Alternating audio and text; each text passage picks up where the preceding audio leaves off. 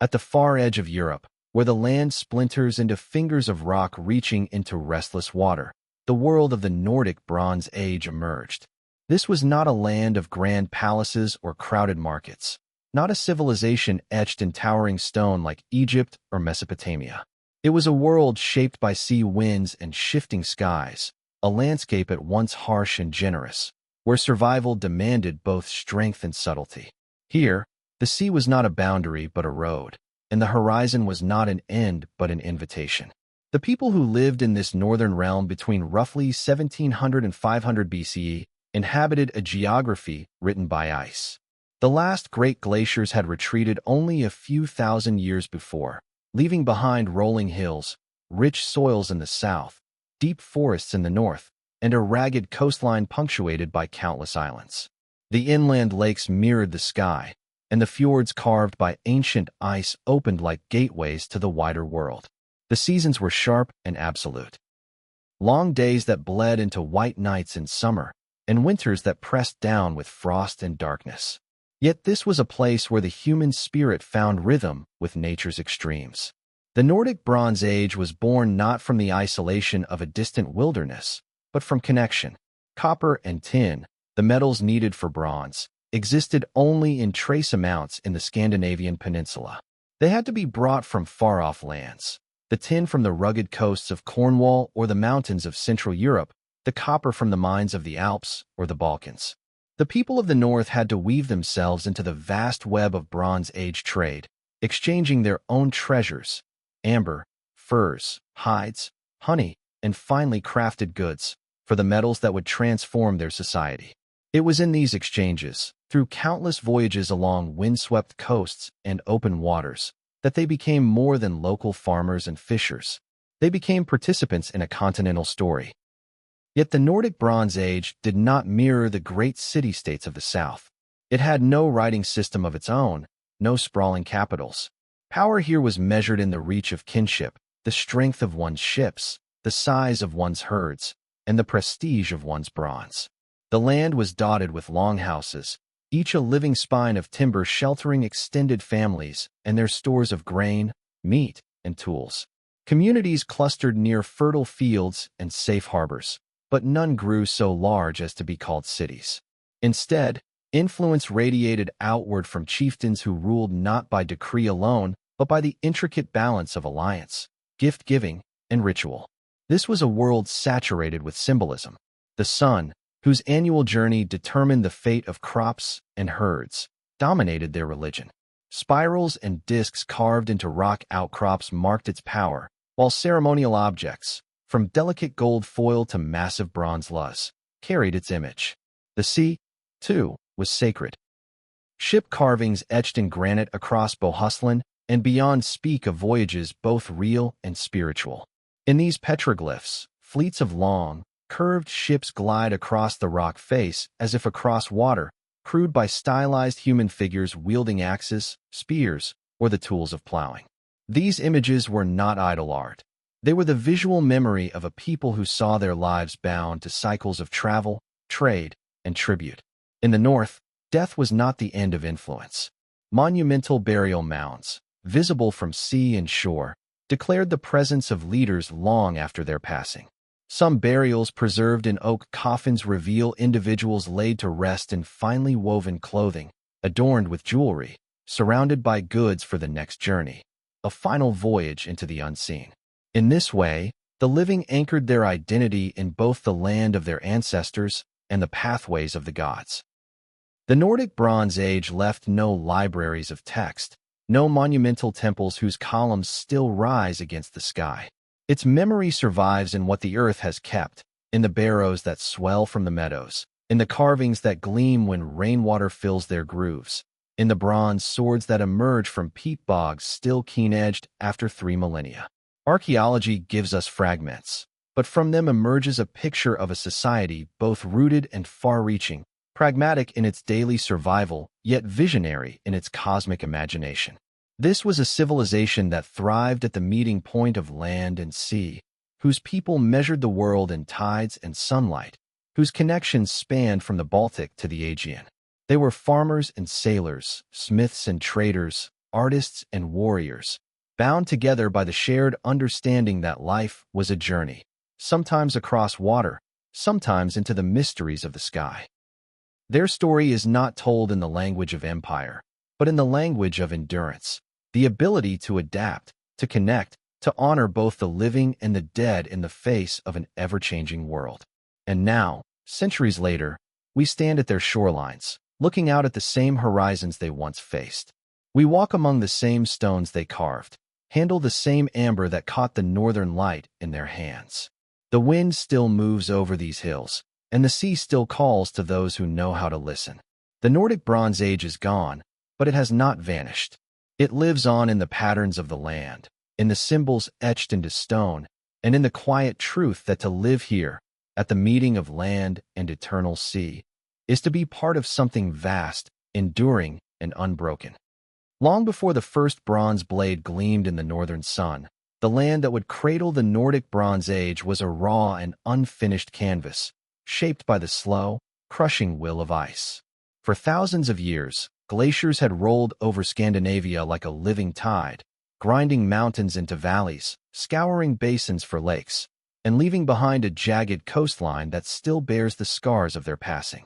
When the last great sheets of ice began to retreat around 12,000 years ago, they revealed a world caught between rebirth and memory, a place where the bones of the earth lay bare beneath a sky newly freed from the weight of ages. In this post-glacial world, the land was not yet what we think of as Scandinavia today. Sea levels were different. The Baltic Sea itself was still in flux, sometimes a freshwater lake, sometimes a brackish gulf, as meltwater from the receding ice mixed with the salt of the Atlantic. Great rivers carried the melt into the ocean, carving wide valleys through the new soil. Where the ice had been thickest, the earth rebounded slowly, rising year by year, reshaping the contours of bays and inlets. The coastline was never still. It was a living edge, changing shape with each passing century. This restless geography would define the people who lived here, forcing them to adapt to a land and sea that refused permanence. By the dawn of the second millennium BCE, when the Bronze Age began to take root in the north, the natural stage was set. To the south lay broad belts of fertile soil, dark and rich from millennia of glacial grinding and forest decay. This was farmland capable of sustaining grain crops like barley and wheat, alongside the grazing of cattle, sheep, and goats. In the heartlands of Denmark, southern Sweden, and coastal Norway, small clearings opened among the deep forests, and here the first villages clustered, longhouses stretching like timbered spines against the earth. Inland, the forests teemed with elk, deer, and wild boar. Along the coasts and rivers, fish ran thick in the shallows, and seabirds clouded the skies. The sea was not a boundary, but an invitation. The North and Baltic Seas, along with the maze of fjords and islands, provided not just food but connection. Early seafarers learned to read the color of the water, the flight of birds, and the feel of wind on their skin. Their boats, carved from great pine or oak logs, carried them beyond sight of land, first tentatively, then with growing confidence. Long before bronze came north, amber went south. This fossilized resin, glowing with the trapped light of ancient forests, was prized across Europe, and the people of the north controlled its richest source. Trails of amber found in Mycenaean graves and Egyptian treasures speak to a network that began with hunters and fishers in the Baltic marshes and reached the farthest corners of the known world. The climate in these early centuries was unexpectedly kind. What modern climatologists call the Bronze Age warm period brought milder winters and warmer summers to northern Europe. Crops grew more reliably, pastures stayed green longer, and the seas remained navigable later into the year. It was during this climatic window that communities grew in stability and ambition. Fields expanded, and livestock herds multiplied. With surplus food came the possibility of specialization, and with specialization came the appetite for materials and goods that the North could not produce on its own. Copper and tin, the lifeblood of bronze, were absent here in mineable quantities. This scarcity was not a weakness, but a catalyst. To make bronze, the people of the North had to look outward, to connect themselves to the great trade arteries of the European Bronze Age. The amber they gathered, the hides they tanned, the furs they trapped, and the fish they smoked became their currency in a larger world. From the mines of Cornwall and the mountains of Bohemia came the metals they needed. From the workshops of the Aegean came ideas about craftsmanship, symbolism, and power. The land, for all its richness, demanded resilience. Winters could still be long and cruel, storms could rip across the seas without warning, and the very ground could shift as the land continued to rebound from its icy past. Villages were built with this in mind, low to the wind, with roofs thatched thick against rain and snow, and storage pits sunk deep into the earth to protect grain from rot and frost. Herds were driven to sheltered pastures in winter, while men and women alike worked to keep the fragile balance between what nature gave and what it withheld. Over time, the relationship between people and place deepened into something more than survival. Hills, rocks, and groves took on meaning beyond their physical form. The sun's path across the sky, the moon's pull on the tides, the cycle of planting and harvest, all became woven into the spiritual fabric of life. The land shaped the people, but in turn, the people began to shape the land. They raised great burial mounds on hilltops, their silhouettes visible for miles. They carved images into bedrock, filling the grooves with pigment so they caught the sun. They marked not only their presence but their claim, not in the sense of ownership, but in the sense of belonging. This belonging was not confined to the living. The ancestors, buried in oak coffins beneath the mounds, remained part of the landscape. Their presence legitimized the rights of their descendants to the land and the sea. The dead were not gone. They were woven into the seasons, watching over the fields, the boats, the cattle, and the children. In this way, the land was never just a resource. It was a partner in the ongoing story of the community. It is easy, from the vantage of the modern world, to imagine this as a distant and alien life. Yet the same winds that bent the grass on their hills still blow today. The same stones they carved still lie in the same places, worn but unbroken. The same seas they sailed still shift with the same tides. What has changed are the hands that hold the tillers, the voices that call across the water, and the meanings we give to the places where land meets sea. In the Nordic Bronze Age, geography was destiny, but it was not fate in the sense of inevitability. The land offered challenges and opportunities, and the people of the North made of them a civilization that thrived not by conquering vast territories, but by mastering the art of living within a world that was both abundant and demanding. This mastery would shape every aspect of their culture, from their economy and religion to their art and social order. And it began here, in a land shaped by ice and sea, where the past still lingers in the air and the ground remembers every step. If the land defined the limits of daily life, the sea erased them. In the Nordic Bronze Age, water was the true highway, a shifting, glittering expanse that linked fjords to open ocean, islands to mainland, and far coasts to distant markets. The people of the North did not think of themselves as living at the edge of the world. Rather, they stood at the center of a network woven in waves. Every inlet was a potential harbor, every current a road to somewhere else. To understand the Nordic Bronze Age, one must trace these liquid paths of trade and tide, for they carried not just goods, but the lifeblood of the culture itself. The seas and waterways offered advantages unmatched by the land. Travel by foot was slow, hindered by forests, marshes, and the rugged terrain left behind by the glaciers. In contrast, a well-made boat could glide swiftly along a coastline, skirt around peninsulas, and cross open water when the weather held. The earliest vessels of the period were dugouts, carved from massive oak or pine trunks. Over time, these evolved into plank-built boats, with overlapping strakes that gave both flexibility and strength. Such ships could ride low and stable in the water, perfect for navigating rivers as well as hugging the coastline.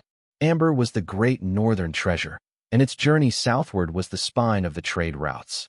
Along the sandy shores of Jutland and the Baltic Islands, people gathered chunks of this fossilized resin, washed up from ancient pine forests drowned long ago. In the right light, a lump of amber looked as though it contained the sun itself, a golden warmth that fascinated cultures far to the south. In Mycenaean palaces, in Egyptian tombs, in the marketplaces of the Levant, amber was valued as a precious ornament, and even as a talisman of protection. Its origin was a mystery to those who wore it. To the people of the north, it was a gift of the sea, there for the taking if one knew where to look. But amber was not traded in isolation. Hides, furs, and woolens from the north found eager buyers abroad. Walrus ivory and animal horn could be carved into combs, knife handles, and ornaments. Dried and smoked fish, especially herring, could travel long distances without spoiling. In return came copper and tin, the metals without which bronze could not be made, as well as finished bronze objects, gold, glass beads, and pottery of fine craftsmanship. These goods flowed into the north along the same maritime corridors that carried its own products outward. The routes themselves were not static lines, but living arteries, shifting with the seasons, the weather, and the politics of distant lands. In summer, when the days stretched long and the seas were calmer, traders could push farther afield. They might follow the Danish coasts down to the mouth of the Elbe, then travel upriver to reach the heart of continental Europe, where they could sail along the southern coast of Sweden and across to the Baltic states, linking with overland routes that stretched into the steppe. In winter, trade contracted, with most voyages hugging the shelter of fjords and inner waterways, the crews always wary of sudden ice or storms. The traders themselves were not merely merchants, but cultural messengers. A bronze dagger from Central Europe might arrive wrapped in foreign cloth, its hilt decorated with motifs unknown in the north. A necklace of glass beads from the Mediterranean would not only dazzle the eye, but hint at lands where the sun blazed and olives grew. In this way, the sea carried ideas as much as objects. Myths, artistic styles, and even religious concepts drifted along these routes, transformed and reinterpreted upon arrival. A spiral pattern carved into a rock in southern Sweden might trace its lineage back to the designs of distant artisans who never set foot on Nordic soil. Some of these connections are visible today only in fragments. Archaeologists uncover burial sites where bronze swords of foreign make lie beside local amber jewelry. Hoards of gold are found buried in fields far from any known settlement, their purpose lost to time. This information has not been verified, but some suggest such hoards were offerings to the gods, gifts to ensure favorable winds and safe return for those who set sail. Others believe they were emergency stores, hidden in times of conflict or uncertainty.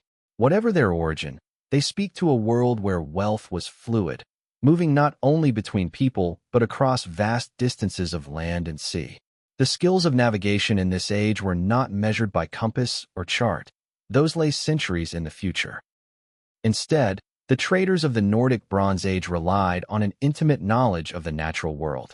They read the color of the water to gauge depth, watched the movement of seabirds to find land, and noted the patterns of waves and swells that hinted at distant shores. The sun's arc and the stars' nightly drift provided bearings, while memory and oral tradition preserved the details of currents, hidden rocks, and safe anchorages. These skills were passed from one generation to the next, a heritage of seamanship as vital as the goods they carried. It is tempting to imagine these traders as solitary adventurers, but they were embedded in a larger social fabric. Each voyage was supported by those who remained ashore, the farmers who provided food for the journey, the craftsmen who repaired boats and fashioned ropes, the women who managed households and livestock in the absence of the men. Trade was not the work of individuals, but of communities, its benefits rippling outward through every layer of society. The arrival of foreign goods could elevate the status of a household, inspire new forms of craftsmanship, and even alter the balance of power within a village. By the height of the Nordic Bronze Age, the North had become more than a distant supplier of raw materials. It was an active participant in the great web of Bronze Age Europe, its influence reaching farther than its modest population might suggest.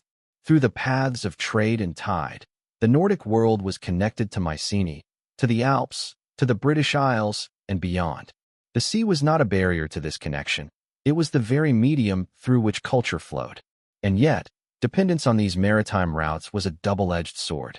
The same waters that brought prosperity could also bring danger. Storms could scatter fleets, pirates could seize cargo, and shifting alliances far to the south could choke the flow of vital metals. The North learned early that fortune on the sea was as unpredictable as the wind.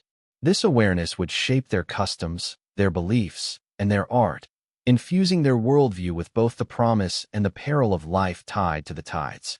As the centuries passed, the boats grew more sophisticated, the networks more complex, and the wealth more visible in the landscape. But the essence remained the same. A people defined not by isolation but by connection, their horizons measured not in miles of land, but in days of sailing. From these connections would arise new forms of power, new expressions of status, and a cultural identity that could not have existed without the sea. The next chapter in their story would unfold in the villages and halls that anchored this maritime world. The places where trade goods were transformed into symbols of prestige, and where the wealth of the sea was woven into the fabric of daily life. If the boats and harbors were the arteries of the Nordic Bronze Age, then the halls were its beating heart. Rising above the clustered homes and storage buildings of a settlement, these timber structures were more than mere dwellings. They were symbols, statements of authority that could be seen from the water and the land alike. They announced to the world that here lived a leader, a person whose reach extended far beyond the surrounding fields. In the glow of the hearth within, decisions were made that would ripple outward to shape alliances, direct trade, and define the community's place in the wider world. Built from massive oak beams, their frames locked together without nails, these halls could measure 30 meters or more in length. Thick plank walls insulated against the chill winds, while a long central hearth provided warmth and light. The smoke escaped through gaps in the roof, leaving the air inside hazy and scented with wood fire. Benches lined the walls, and furs or woven cloth hung to soften the interior. In the dim light, the gleam of polished bronze, a sword on the wall, a cauldron by the hearth, spoke of wealth and power. These were not objects any farmer could afford. They were the spoils of trade, gifts from allies, or the product of a long reach across seas and rivers. The hall was not merely a home. It was a stage for the performance of leadership. Feasts were central to its function, gatherings where meat roasted over open flames, beer or mead flowed from clay or bronze vessels, and music filled the smoky air. Such occasions were opportunities to reinforce bonds of loyalty. Guests might be neighboring chieftains, trusted traders, or skilled craftsmen whose work enhanced the hall's prestige. Gifts were exchanged: a finely worked bronze axe, a cloak trimmed with imported beads, a carved horn. These exchanges were not simply acts of generosity. They were tools of politics, creating obligations and binding people into networks of allegiance. The wealth that filled these halls was a direct product of the trade routes. Amber, furs, and hides brought in copper and tin, which local smiths transformed into weapons, tools, and ornaments.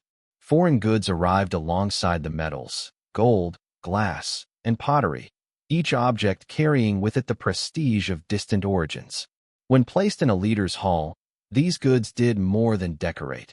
They told a story of reach and connection, of a man or woman who could command the flow of wealth across vast distances. In a society without written records, such displays were a language of their own, understood by all. Leadership in the Nordic Bronze Age was as much about the ability to give as to command. The more a leader could redistribute wealth through feasts, gifts, and support for the community, the more their position was strengthened. A hall that could host dozens at a time was a physical manifestation of this power. It allowed leaders to stage the acts of generosity that cemented their authority.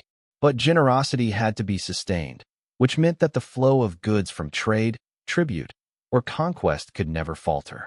The stability of a hall's authority depended on the stability of the networks beyond it. Some halls were centers not only of political power, but of religious life. Rituals were performed before the hearth, offerings made to gods or ancestors whose favor was believed to guard the community. In some cases, large bronze cauldrons or vessels may have been used in ceremonial feasts where meat and drink were shared in honor of these higher powers. The boundary between the sacred and the political was not clearly drawn. To lead well was to be favored by the gods, and to be favored by the gods was to lead well. This information has not been verified, but some archaeologists suggest that certain high-ranking individuals may have claimed descent from divine ancestors, using lineage as another layer of legitimacy.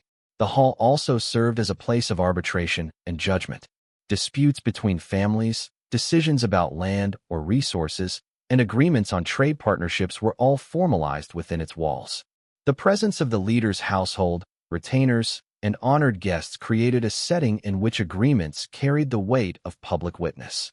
It was in the hall that laws, whether formal or customary, were upheld, and where the voice of authority resonated through the community. The physical location of these halls was strategic. Often they stood on elevated ground, near waterways that connected them to trade routes.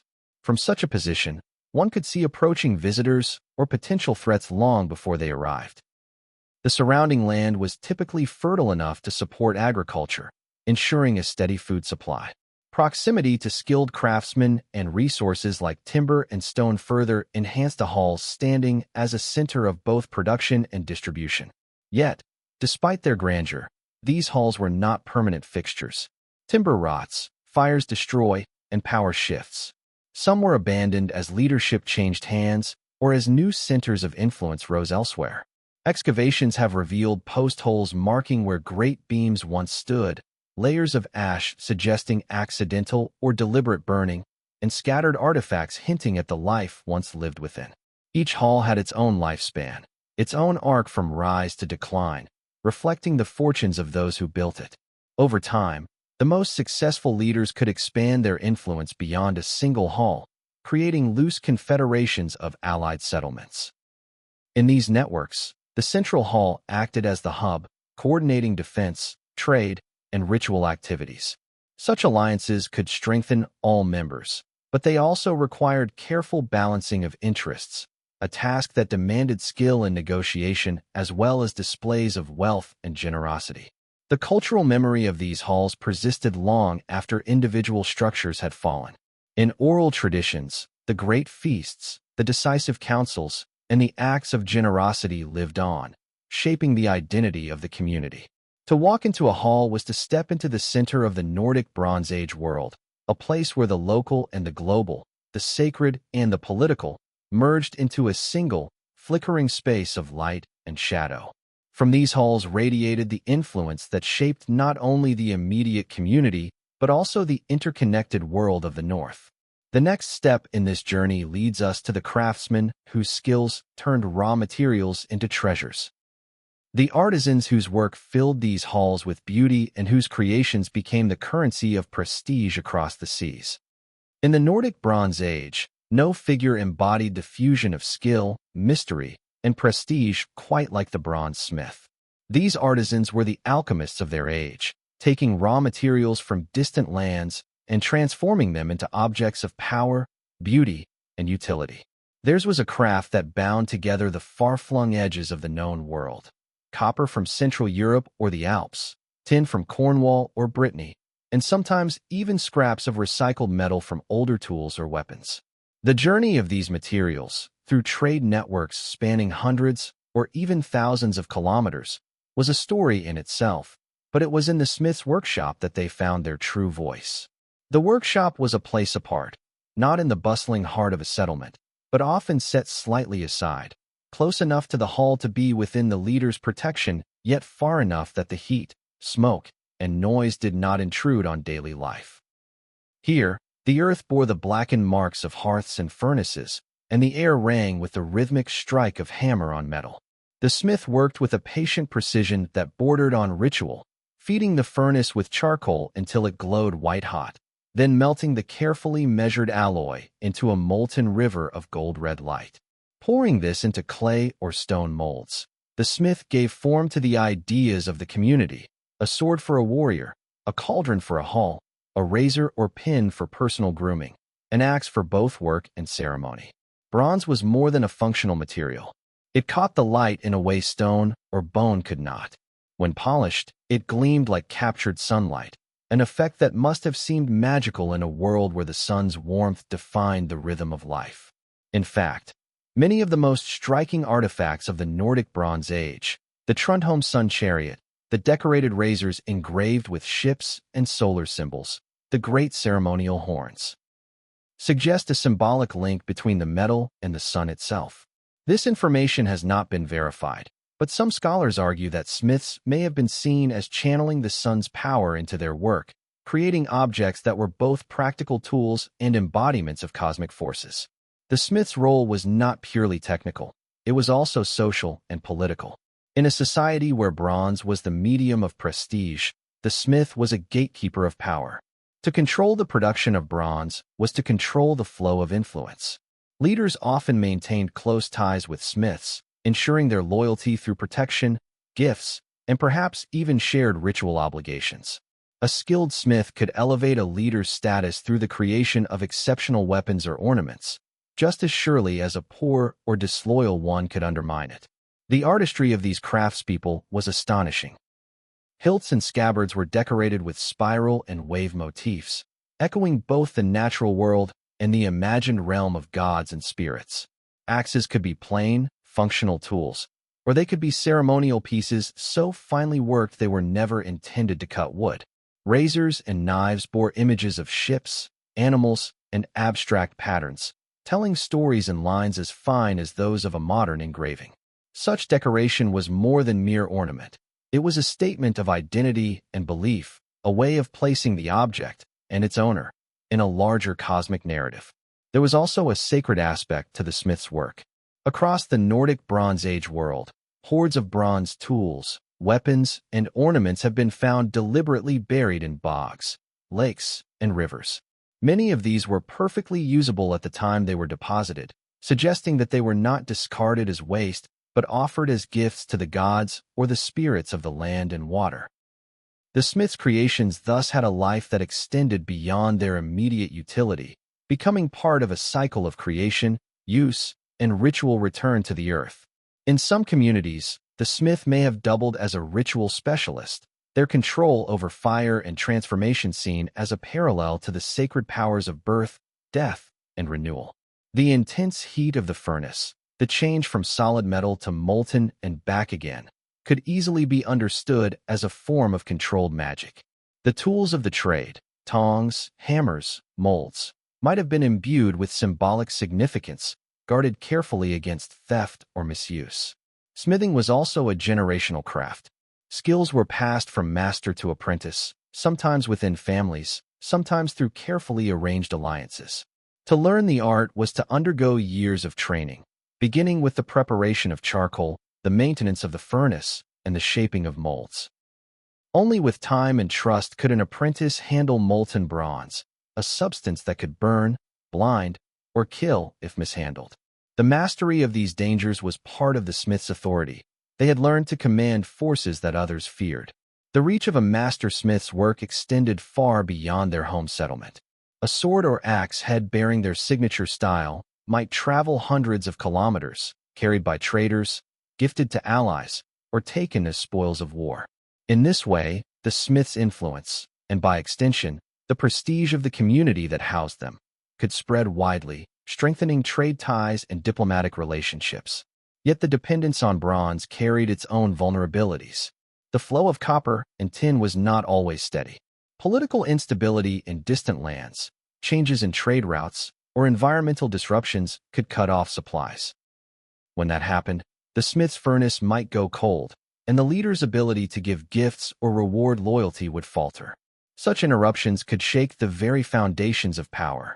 This fragility made the smith's role all the more vital. Their ability to adapt, to recycle old metal, or to find new sources could mean the difference between a community's survival and decline. The legacy of the Nordic Bronze Age smiths lives on in the artifacts they left behind. Blades still sharp after 3,000 years, ornaments whose spirals and curves seem almost modern in their elegance, tools that fit the hand as if they had been made yesterday.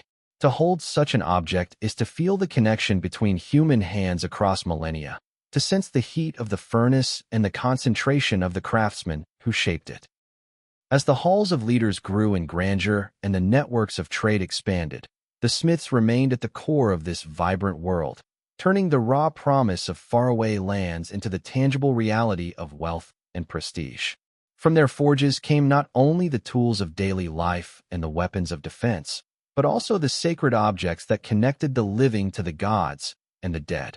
The next chapter will turn from the forge to the field, exploring the agricultural backbone that sustained the people and made possible both the halls of power and the artistry of the smith.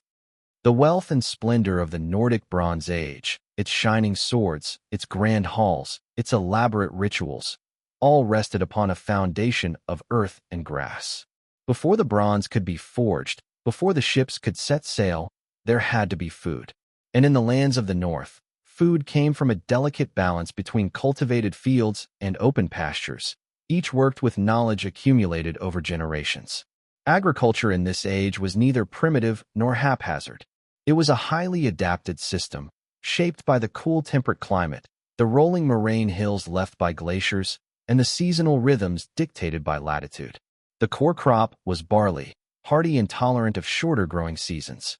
Barley provided bread, porridge, and beer, staples of daily diet and key to sustaining laborers, warriors, and leaders alike.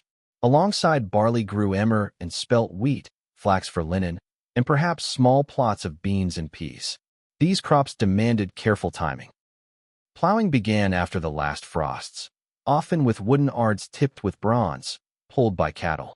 Fields were fertilized with animal manure, rotated with grazing, and occasionally left fallow to recover. This cycle required not just physical labor, but an intimate understanding of soil, water, and weather. Pastures were as essential as the fields, for livestock were more than a source of food. Cattle, sheep, goats, and pigs provided milk, wool, hides, and meat. Oxen powered the plows. Sheep offered fleece for clothing. Pigs thrived on the edges of settlements, consuming waste and acorns. Herds were a living store of wealth, a form of capital that could be gifted, traded, or sacrificed. Cattle in particular had symbolic as well as economic value. Rock carvings and bronze ornaments sometimes depicted cattle, suggesting that they were a measure of status and perhaps even part of dowries or tribute. The success of both fields and pastures hinged on seasonal cooperation within the community. Planting, herding, and harvesting were tasks that brought together families, neighbors, and sometimes whole settlements. At harvest time, the air would be heavy with the scent of cut grain, and the rhythm of sickles would echo across the fields. Bronze sickle blades, some elaborately decorated, attest to the care with which these tools were made and used. After cutting, the grain was threshed, winnowed, and stored in granaries or pits, protected against rodents and moisture. These stores were the lifeline through the long winters. The landscape of the Nordic Bronze Age was not purely wild. Fields and pastures left their imprint. Open clearings in what had once been dense forest, hedges and fences to contain animals, paths worn by seasonal movements between lowland grazing and upland summer pastures. This managed environment reflected a sophisticated relationship between humans and nature, one in which survival depended on knowing when to intervene and when to let the land rest. Seasonal festivals likely marked the key moments of the agricultural year. Though the exact rituals are lost, it is reasonable to imagine that sowing and harvest were accompanied by offerings to ensure fertility and abundance. These might involve the burial of symbolic objects in the fields, the pouring of ale upon the soil, or the sacrifice of animals. The connection between agriculture and the spiritual life of the community was direct. The fertility of the land mirrored the health of the people and their relationship with the divine. Drought, flood, or blight could bring not just hunger, but political instability. A leader who could not ensure a good harvest risked losing loyalty, and such events might be interpreted as signs of divine displeasure. Thus, managing the agricultural cycle was as much a political act as it was an economic necessity. Archaeological evidence from settlements like those in southern Scandinavia shows a mix of permanent fields and shifting cultivation. In some areas, slash-and-burn techniques opened new land, enriching the soil for a few seasons before it was left to regenerate. Elsewhere, more permanent plots suggest an investment in long-term fertility, with ditches, banks, and boundary markers. Pastures were often communal, their use negotiated among households. Disputes over grazing rights could spark tensions, for the quality and safety of pastures affected the health of the herds. The integration of crops and livestock created resilience. Manure from animals fertilized the fields, straw from the harvest fed the livestock in winter. This cycle tied the fate of plant and animal, and by extension, the fate of the community. Even the timing of slaughter was strategic. Animals that could not be fed through winter were butchered in autumn, their meat preserved by smoking, drying, or salting, ensuring a supply through the cold months. In this way, agriculture was not an isolated activity, but part of a web of interdependent practices: farming, herding, food storage, and preservation, all woven together with trade, craft, and ritual. The surplus from good years could be traded for bronze, amber, or luxury goods, feeding the networks of exchange that bound the Nordic world to distant lands. The agricultural landscape also shaped social structure. Those who controlled the best fields and pastures held a tangible advantage. Leaders often emerged from families with both land and livestock, able to host feasts, support warriors, and maintain trade ties. Agricultural success underpinned political stability, while failure could open the door to rivals or forced migration. The long-term legacy of this system is still visible in the archaeological record. Pollen analysis shows shifts from forest to open land during the Bronze Age, while traces of field systems can be detected beneath modern landscapes. Even today, some Scandinavian pastures and meadows may follow boundaries first laid out in the Nordic Bronze Age. This agricultural base made possible the ceremonial and artistic life of the age.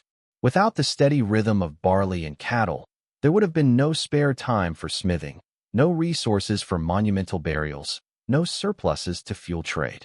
The fields and pastures were the silent engine of the age, turning the cycles of the sun into bread, ale, wool, and power. In the next chapter, the focus will turn to the waters that complemented this agrarian world, the lakes, rivers, and seas that connected fields to distant horizons, and that carried both goods and ideas into the heart of the Nordic Bronze Age. If the fields and pastures of the Nordic Bronze Age sustained life, the waters carried its dreams. The communities of this era were never fully landlocked in their ambitions. They lived along coasts, fjords, river mouths, and lakes, their settlements positioned where the earth met the shifting tide. Across these blue and green expanses, ships moved like veins of connection, carrying goods, ideas, and prestige between the scattered islands of the north and the distant civilizations beyond. The seafaring tradition of the Nordic Bronze Age was born from necessity as much as curiosity. The lands of Scandinavia were rich in amber, furs, and fish, but poor in the tin and copper needed for bronze. To acquire these essential metals, people had to reach far beyond their own shores. Trade routes extended south toward the Danube, east into the Baltic, and west along the North Sea coast. Yet the most important arteries stretched toward the British Isles, Central Europe, and possibly even the Mediterranean. Journeys that demanded skill, courage, and the ability to read wind, wave, and star. The ships themselves, immortalized in rock carvings etched into granite outcrops, were both practical vessels and symbols of power. These petroglyphs depict long, narrow hulls with upward curving prows, often crewed by lines of rowers. Some carry sun symbols or spirals, suggesting a link between seafaring and cosmology. The carvings show fleets of such ships, hinting at organized expeditions and ceremonial voyages, perhaps undertaken to mark seasonal changes or to honor deities. Archaeological finds from later centuries, such as the Jortspring boat, provide a tangible sense of what these vessels may have been like. Long, lightweight, and clinker-built, they were constructed of planks sewn or pegged together, with ribs and frames that gave strength without excessive weight. Propelled primarily by oars, with perhaps small sails for favorable winds, they could navigate both the open sea and inland waterways. Their shallow draft allowed landings on beaches and riverbanks, critical for raiding, trading, or exploration. The crews of these ships were more than mere transporters of goods. They were navigators, warriors, and emissaries, carrying the identity and reputation of their home communities wherever they went. A successful voyage brought back not only bronze, but also exotic goods, glass beads, carved ivory, fine textiles, that reinforced the leader's prestige and bound allies through the distribution of gifts. Such expeditions were political acts, as much about forging networks of obligation as about economic exchange. The waters themselves shaped the rhythm of life.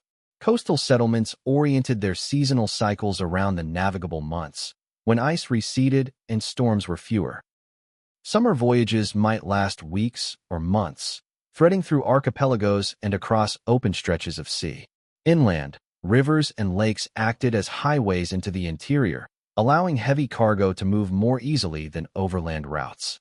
In this way, waterways connected the agricultural hinterlands to the coastal hubs where goods could be exchanged for foreign treasures. There is evidence that some ships carried more than just commodities. Ideas, in the form of religious symbols, artistic motifs, and technologies, traveled along these same routes. Spiral designs seen in Nordic carvings echo those of the Aegean and Iberian worlds. Metallurgy techniques may have been refined through contact with smiths abroad. In turn, the amber of the north found its way into Mycenaean graves and Egyptian jewelry, an unbroken chain of exchange stretching from the Baltic shores to the temples of the Nile. Seafaring was also tied deeply to ritual. Some rock carvings depict ships with no rowers, their hulls arched like the crescent of the moon or the path of the sun. These may represent mythic vessels, carrying the sun god across the sky or the dead to the afterlife. Ship-shaped stone settings found in burial sites suggest that the symbolism of the boat as a vehicle between worlds was well established. Funerary rites may have involved placing the deceased in symbolic ships, either real or represented in stone, to carry them on their final voyage. For those who lived by the water, the sea was both a source of wealth and a force of danger. Storms could rise swiftly, currents could pull ships off course, and uncharted rocks could split a hull in moments. The skill of the navigator lay not only in knowing the routes, but also in sensing the moods of the sea. The color of the water before a storm, the cry of birds that signaled land, the smell of salt and kelp that marked a change in tide. The seafaring tradition also reinforced social hierarchies. Not everyone could fund or command a ship. These were the tools of those with the resources to build, maintain, and crew them. Leaders who could send expeditions and return with treasures solidified their authority, while those who failed risked their standing. The ship thus became both a literal and symbolic extension of political power, a floating embodiment of the leader's reach. As the Bronze Age unfolded, these maritime connections helped bind the Nordic world into a larger sphere of interaction. While the northern lands remained distinct in language and culture, they were never isolated. The bronze blade forged from foreign copper and tin, the glass bead that caught the sun, the exotic motif carved into a local artifact, all bore silent witness to journeys across the water. The chapter of the Nordic Bronze Age written upon the sea was one of movement, exchange, and transformation. It was a time when the horizon was not a boundary but an invitation, when the line where sky met water was the beginning of a story rather than the end of one. In the next chapter, the focus will turn from the ships that crossed the waves to the rites that bound communities together on land, the ceremonies of life and death that reflected the beliefs of those who lived between field and fjord, land and sea. In the Nordic Bronze Age, life lived in close rhythm with the cycles of the natural world. The return of the sun, the ebb and flow of the tides, the harvest of the fields, and the inevitable passage from birth to death. These cycles were not merely observed. They were marked, celebrated, and given shape through ceremonies that bound the community together in a shared understanding of existence. The rites of life and death were woven into the very identity of the people, blending the practical with the sacred, the personal with the communal. From the earliest years of life, ceremony played a role in shaping one's place in the social fabric. Archaeological traces suggest that children, though vulnerable in a world where survival was never certain, were included in rituals that marked their arrival. Some graves of infants and young children contain beads of amber or bronze ornaments, modest yet symbolic offerings that may have been intended to protect or guide them. These burials were not hidden away but placed within the same cemeteries as adults, a quiet affirmation that even the briefest lives were part of the community's story. Adulthood, too, was accompanied by ceremonial recognition, though the evidence for initiation rites remains fragmentary. Inferences come from rock carvings depicting processions, warriors, and dancers, and from the presence of certain weapons or tools in the graves of young adults. Such items may have marked the passage from youth to full social participation, a transformation from one who receives to one who contributes, protects, and leads. The precise form of these rites is lost to time, but the symbolism of readiness, capability, and belonging is almost universal in human societies. Marriage, alliance, and the forging of bonds between families and clans also likely involved elaborate customs. Bronze ornaments, fine textiles, and exotic goods found in women's graves hint at the wealth and status that could accompany such unions. The exchange of valuable objects, amber beads, imported metalwork, decorated drinking vessels, may have been as much about cementing social ties as about personal companionship. In a world where the reach of the sea brought distant peoples into contact, such alliances could bridge not only villages but entire regions. Yet it was in the ceremonies of death that the Nordic Bronze Age left its most visible mark upon the landscape. Across the rolling hills and coastal plains, burial mounds rose like man-made hills, some towering several meters high, their silhouettes visible from great distances. These mounds, often placed in prominent positions overlooking water or crossroads, served as both memorials and territorial markers. They proclaimed the presence and endurance of the community long after the individual within had returned to the earth. The mounds themselves varied in size and construction. Some contained timber chambers lined with planks, carefully fitted to hold the deceased and their grave goods. Others used stone cists, rectangular enclosures built from large slabs, over which soil was heaped. The choice of method may have reflected status, resources, or local tradition. Inside, the body was often laid with objects that spoke of identity and role: swords and shields for warriors, sickles and knives for farmers, ornaments and combs for women, amber and bronze for the elite. In certain cases, cremation was practiced, with the ashes placed in urns and interred beneath the mound. This shift from inhumation to cremation, observed in some regions during the later Bronze Age, may signal changes in belief about the afterlife.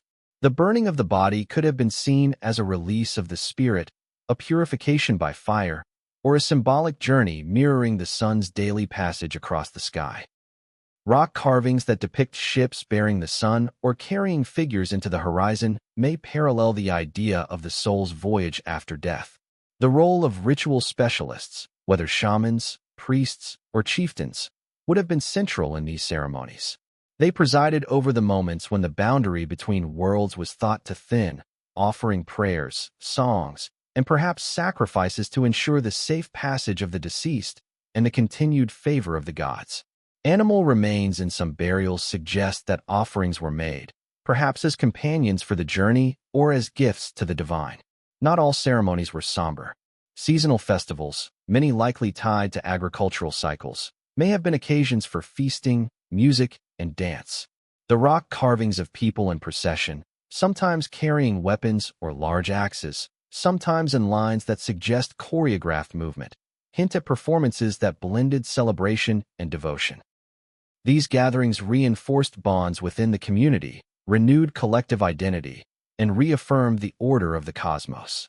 Ceremonial landscapes also extended beyond burial mounds to include open-air sanctuaries, stone circles, and even rock outcrops etched with petroglyphs. Such places, often located near water, may have been used for offerings: bronze weapons bent or broken before being deposited, amber beads cast into lakes, food and drink poured into the earth. These acts of intentional sacrifice suggest a belief that the gods or spirits of the land required both recognition and reciprocity. In the Nordic Bronze Age worldview, life and death were not separate realms, but parts of a continuous journey. The ceremonies that marked these transitions were not only for the individual, they were for the living, binding them together through shared acts of remembrance and renewal. A burial mound was not an isolated monument, but a point in a network of meaning, connecting the past to the present, the living to the dead, the earth to the sky. As centuries passed, the mounds endured, their purpose shifting in the eyes of those who came after. In the Iron Age and medieval periods, some were reused or reinterpreted, becoming sites of legend or the graves of mythical heroes. Even today, these ancient monuments hold a quiet gravity, drawing the eye and stirring the imagination.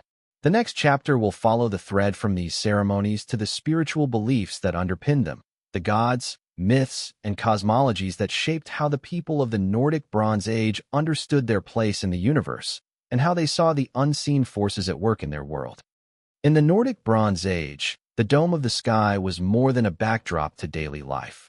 It was a living canvas on which the mysteries of existence were written. The sun, moon, and stars were not passive lights, but active forces, divine beings whose movements shaped the rhythm of the land and the fate of its people. The sea reflected their path, the earth responded to their warmth, and human life was measured against their cycles. In this world, mythology was not abstract. It was visible, tangible, and intimately connected to survival. The sun, above all, held the greatest symbolic and spiritual power. It was life-bringer, timekeeper, and eternal traveler. In rock carvings across Scandinavia, the sun is depicted as a glowing disk carried upon the back of a ship, rolled by a great wheel, or drawn by horses. These images, repeated from Bohuslän in Sweden to the coasts of Denmark, reveal a cosmology in which the sun was both a deity and a precious cargo, something to be guarded and guided through its daily and seasonal journey. The famous Trundholm Sun Chariot, a bronze sculpture from Denmark, captures this belief in 3 dimensions. A gilded disc mounted on a wheeled frame pulled by a horse, representing the sun's voyage across the sky and perhaps through the underworld before returning at dawn. Such imagery hints at a worldview deeply invested in the cycles of renewal. Each morning's sunrise was a rebirth, each sunset a descent into darkness, not just physical darkness, but the shadowed realm of the unseen. In mythic thought, this was not a void but a place of passage, where the sun traveled in secret before rising again. The daily victory of light over darkness mirrored the hope for human survival after death, a cosmic assurance that endings were not final. The moon, too, likely carried significance, though its role is less clearly recorded in surviving imagery. Its changing phases would have been a natural marker for time, influencing planting, fishing, and ritual. The moon's silvery path across the night sky may have been seen as a counterbalance to the sun, a companion in the celestial order, perhaps guiding spirits through the dark hours. The stars, scattered like seeds across the heavens, could have been navigational markers for seafarers and shepherds, but they also likely held positions in stories, constellations representing gods, heroes, or creatures of myth. Beneath this celestial theater, the people envisioned a layered cosmos. The sky was the realm of light and divine motion. The earth was the middle world of human life, growth, and labor. Below lay the waters and the underworld, a place of mystery where the sun and perhaps the souls of the dead traveled in hidden channels. This tripartite vision, sky, earth, and underworld, appears in the art of the age, where ships carry not only the sun but also human figures, animals, and strange symbols across wave-like lines, suggesting that both gods and mortals could journey between realms. Gods of the Nordic Bronze Age are unnamed in the archaeological record, their stories surviving only in fragments of imagery and in parallels with later Norse myth. It is possible that deities later known as Freyr, associated with fertility and prosperity, or Njord, linked to the sea and seafaring, had their distant origins here. The presence of weaponry in ritual deposits, especially axes and spears, may reflect the veneration of a sky or storm god, one who wielded thunder and lightning as tools of both destruction and renewal. Fertility, harvest, and the fertility of the herds would have been central divine concerns, reflected in the offering of livestock and food to secure the land's abundance. The sea, omnipresent in the Nordic world, was both a giver and a taker. Its deities or spirits, whether envisioned as great serpents, mothers of fish, or rulers of the tides, must have been honored to ensure safe voyages and bountiful catches. Rock carvings of ships, some with crews of many figures, some with only a single helmsman, could represent mythic journeys, divine expeditions, or the passage of the dead to the next life. The repetition of these ship motifs, carved over centuries, suggests they were more than records of human travel. They were symbols of cosmic order. Sacred sites, often positioned near water or on high ground with sweeping views of the horizon, served as portals between worlds. Offerings cast into lakes, bogs, or the sea, bent swords, broken shields, gold spirals, amber beads, were acts of communication with the divine, gifts sent into realms that could not be reached by foot. The bending or breaking of objects before deposition was not waste but transformation, a way of releasing the object from the human world so it could enter the divine. The myths of the Nordic Bronze Age, though unrecorded in words, can be glimpsed in the consistency of their symbols. The wheel, the horse, the ship, the sun disk. Each appears again and again in art and ritual, part of a shared symbolic language understood across hundreds of miles and many generations. This repetition speaks to a deep cultural cohesion, where the same stories and beliefs were told and retold, perhaps sung at gatherings, enacted in ceremonies, and taught to children as explanations for the world around them. In such a worldview, human life was not separate from the movements of the heavens. Birth, growth, death, and rebirth followed the same eternal patterns as the sun's journey, the changing seasons, and the migration of animals. The gods were not distant creators, but active participants in this cycle, guiding, judging, and sustaining the fragile balance of existence. To live well was to live in harmony with these forces, to offer respect through ritual, and to remember that one's life was part of a far greater story. As the Bronze Age progressed, these beliefs may have evolved under the influence of contact with distant cultures. The arrival of new motifs, spirals, double axes, intricate sun symbols, hints at ideas traveling alongside amber, tin, and bronze. Each new element would be woven into the existing fabric of myth, enriching and transforming it while preserving its core truth, that the world was alive with meaning, and the sky above was its greatest storyteller. From here, the narrative turns to the art and symbols through which the Nordic Bronze Age expressed this mythic worldview. The carvings, ornaments, and crafted masterpieces that were not only beautiful, but were also vessels for belief. In the Nordic Bronze Age, the language of belief was not spoken in words alone but carved, cast, and woven into the material world. Across the rocky coasts and inland valleys, the people left behind a visual archive, a language of images that survives in stone, metal, and ornament. This was not art in the modern sense, created solely for beauty's sake. It was a sacred and political language, a system of symbols that carried meaning across generations and distances, communicating ideas about power, cosmology, and identity without a single spoken word surviving. The bedrock of this symbolic world lies in the petroglyphs, rock carvings etched into granite outcrops, especially abundant in regions like Bohuslän in Sweden, Ostfold in Norway, and Bornholm in Denmark. These carvings, often exposed to the open sky, depict a rich array of subjects. Longships with curved prows and ranks of crew, circles and concentric rings, footstalls, chariots, warriors brandishing axes, animals both real and fantastical, and the ever-present sun disk. Each motif was deliberate, chosen and repeated not as idle decoration, but as a visual statement understood by all who lived within this cultural sphere. The ships, perhaps the most frequent motif, serve as more than records of maritime skill. Some are so stylized they could not have sailed, their lines exaggerated, their crews standing rigidly upright in rows. These are symbols of journeys across the sea, through life, and into the afterworld. The ship may have been the ultimate metaphor in the Nordic Bronze Age, representing movement between realms, the conveyance of the sun, or the collective voyage of the community bound together by shared destiny. The circular motifs, often interpreted as sun symbols, range from simple rings to complex concentric designs with radiating spokes. They appear alongside horses, chariots, and even human figures, suggesting the sun's movement was imagined as an active, guided process.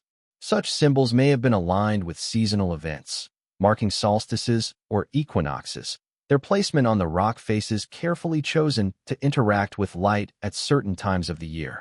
While we cannot be certain of their exact function, this information has not been verified. Their persistence hints at a sophisticated understanding of the sky and its cycles. Weapon imagery is also abundant. Axes, spears, and swords, often depicted in the hands of human figures with exaggerated limbs or in isolation, as if hovering in space. These images may have celebrated warrior ideals, depicted divine weapons, or marked places of ritual combat. The recurring image of the double axe, rare in practical use but frequent in symbolism, suggests a ritual or divine significance far beyond the battlefield. Similarly, scenes showing duels, processions, or ceremonial dances may represent mythic events, political gatherings, or reenactments of sacred stories. Animals, too, were part of this visual language. Bulls and stags appear in the carvings, their antlers and horns rendered in bold, curving lines. Such creatures may have symbolized fertility, virility, or seasonal cycles, much as they did in other ancient cultures. The appearance of serpents and fish could reflect the spiritual significance of water, while birds, particularly waterfowl, might have been messengers between worlds, creatures that moved effortlessly between earth, air, and water. In addition to stone carvings, the Nordic Bronze Age was rich in metalwork that carried symbolic weight. Bronze razors, often buried in graves, were not purely utilitarian.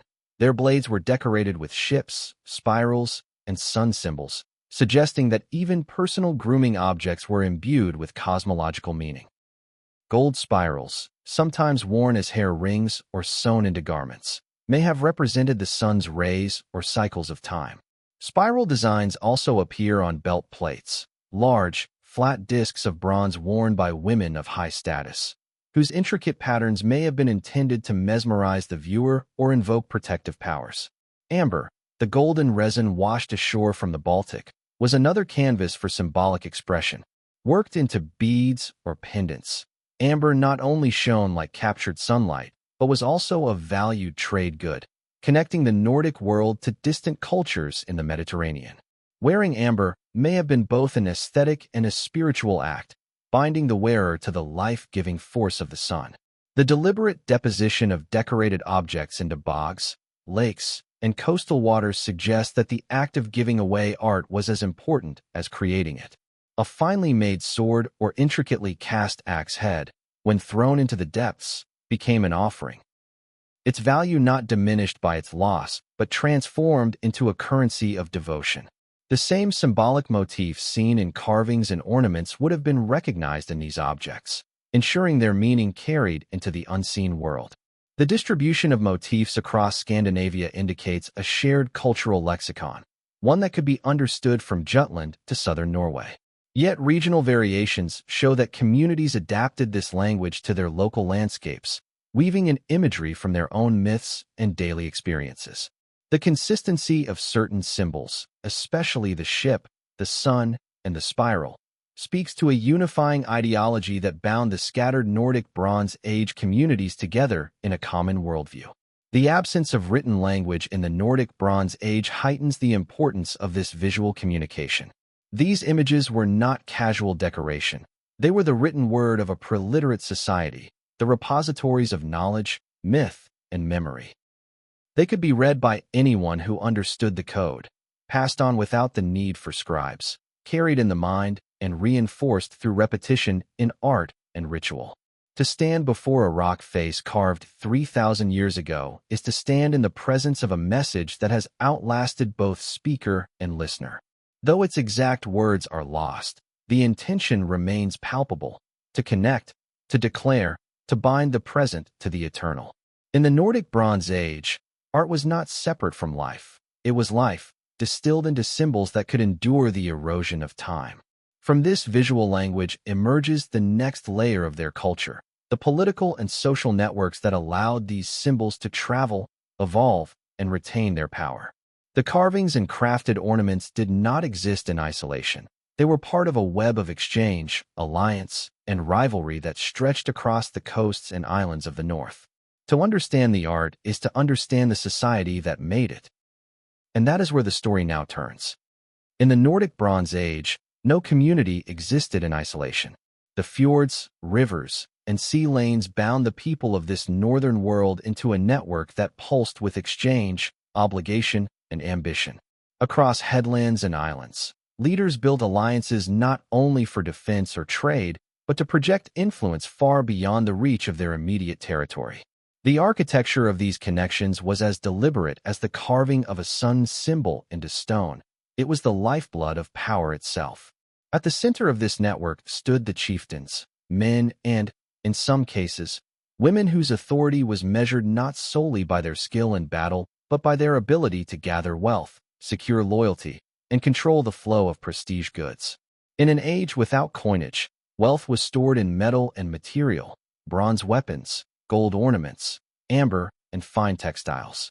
These were not simply possessions, but tools of diplomacy. To gift a finely cast sword to a neighboring leader was to cement a bond that might last a generation. To receive such a gift was to accept both the honor and the obligations that came with it. The geography of Scandinavia favored a maritime elite.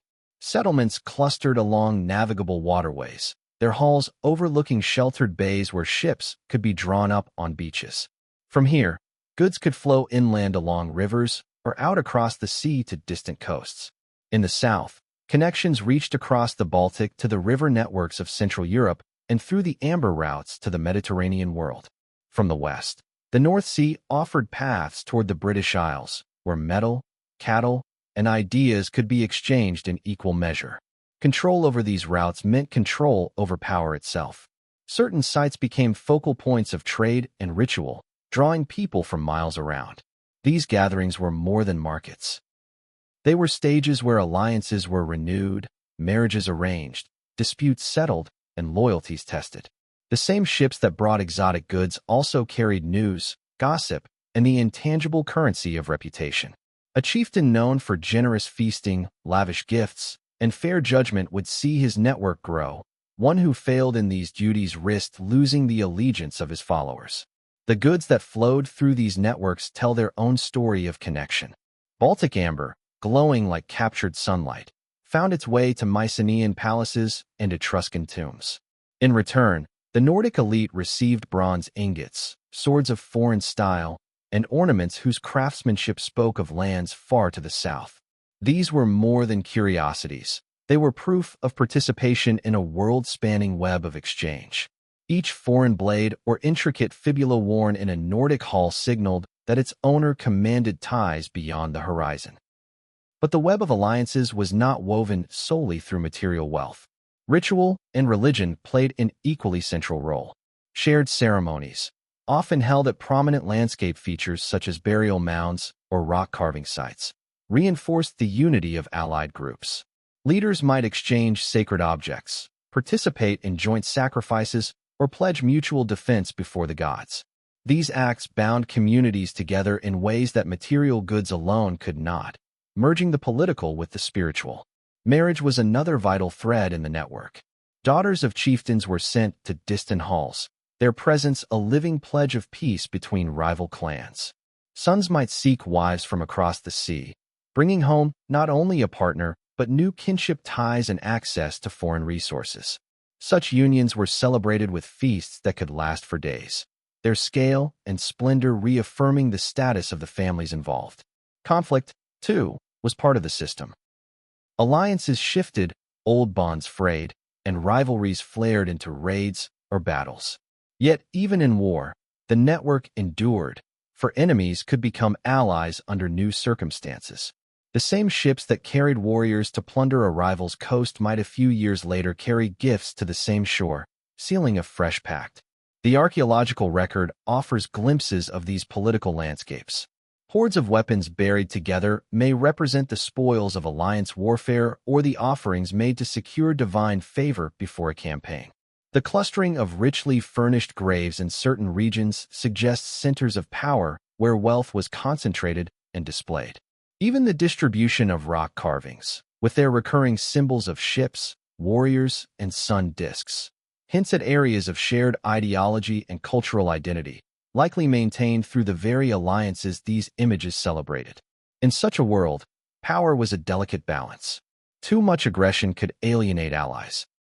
Too much generosity could weaken one's own reserves. Successful leaders understood the art of reciprocity, ensuring that every gift, every alliance, every gesture of hospitality was matched by a return of equal or greater value. The currency of prestige was always in motion, never allowed to stagnate, for a stagnant network was a dying one. By the later Nordic Bronze Age, These networks had grown increasingly complex, reaching farther afield and involving more layers of obligation. They were not immutable. Climate shifts, resource shortages, and external pressures could disrupt the flow of goods and strain alliances. Yet for centuries, this web of relationships provided the structure upon which the culture's wealth, art, and ideology rested. To map these connections is to see the Nordic Bronze Age not as a remote and isolated world, but as a vibrant node in a much larger tapestry of human interaction. It is a reminder that even in the far north, beyond the great urban centers of the south, people were part of an interconnected system that valued exchange, reputation, and the bonds between leaders. And it is from within this system that the next chapter emerges, the realities of war, defense, and the ever-present need to protect both wealth and honor.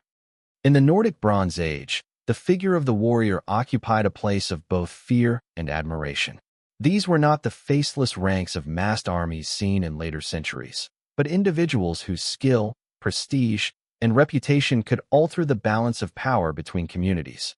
A warrior's role extended far beyond combat. He was a guardian of wealth, a symbol of a chieftain's strength, and a living embodiment of the ideals of courage, honor, and loyalty that underpinned the social order. His presence at a feast or aboard a ship declared that the hall he served was one worth reckoning with. Weapons were the most visible markers of a warrior's status. In the early centuries, the sword, often short, leaf-shaped, and cast in bronze, was more than a killing tool. It was a masterpiece of craftsmanship. The casting of a bronze blade required the collaboration of skilled smiths, the procurement of tin and copper from distant lands, and a keen understanding of balance and form. A well-made sword shimmered in the light, its polished surface reflecting both the sun and the wealth of the one who wielded it. Spears, too, were favored, their leaf-shaped points designed for both throwing and thrusting. Shields, often constructed of wood and leather, provided both protection and a broad surface for display. Painted patterns or bronze fittings turned them into symbols as much as defenses. The warrior's gear extended beyond weapons. Bronze greaves protected the shins, while helmets, rare and often elaborately decorated, announced the elite status of their owner. Most warriors, however, fought with little armor, relying on agility and training. Cloaks of fine wool, sometimes dyed in rich colors, served both to ward off the chill and to mark one's rank. In rock carvings, warriors are depicted with upraised swords or spears, sometimes aboard ships, their stylized forms emphasizing posture and gesture over individual identity. Training began early. Young men born into the households of chieftains or respected warriors would learn to handle weapons from adolescence. Hunting provided an early arena for honing skills. Stalking deer through dense forests or bringing down wild boar in open glades demanded stealth, coordination, and courage. These hunts were more than practical exercises. They were rites of passage, shaping both the body and the reputation of the youth. By the time a warrior reached maturity, his skill with sword, spear, and shield was matched by his understanding of the tactics required for both land and sea fighting. Warfare itself was often small in scale, but intense in impact. Raids against rival settlements could be launched to seize livestock, disrupt trade, or punish a perceived insult.